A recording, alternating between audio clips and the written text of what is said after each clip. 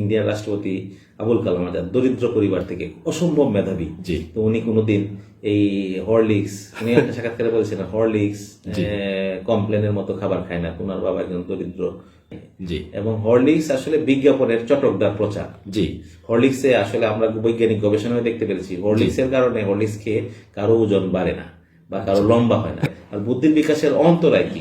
শিশু যদি সারাদিন টিভির সামনে বসে থাকে তার বুদ্ধির বিকাশ হবে না, তার ভাষার বিকাশ হবে না। অনেক শিশু কথা বলতে পারে না, সারাদিন টিভি এবং মোবাইল দেখে দেখে শিশুদের ভাষার জড়তা তৈরি হয়।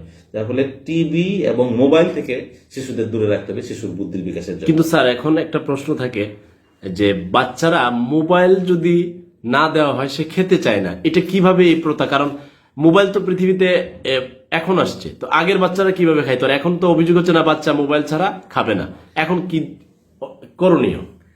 করণীয় হচ্ছে বাচ্চারা যেহেতু বাবা মা যেটা করে, বাবা মার উচিত মোবাইল এবং টেলিভিশন বাচ্চাদের সামনে কম ব্যবহার করা। বাবা যেহেতু সারাদিন মোবাইল টিপে বাচ্চা মনে করে এটাই আদর্শ, এটার থেকে দূরে থাকতে হবে।